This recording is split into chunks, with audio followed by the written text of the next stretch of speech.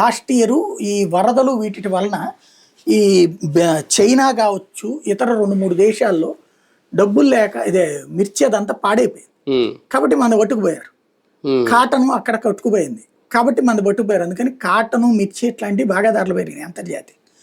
మన ఎక్స్పోర్ట్స్ కూడా ఆ విధంగా జరిగినాయి. అందువల్ల అప్పుడు రైతు లాభపడ్డాడు. ఇప్పుడు అక్కడ పరిస్థితులు సెట్ అయినాయి, వరదలు లేవు ఈ ఏడాది, కాబట్టి వాళ్ళకి బాగా పండింది. కానీ ఇది ప్రజలకు ఏమని చెప్పుకుంటారు బాబు గారు? ప్రజల్లో ఏముంటుందా, ఆడున్నప్పుడు జగన్ ఉన్నప్పుడు అయితే 10,000 వచ్చి అయిపోయింది.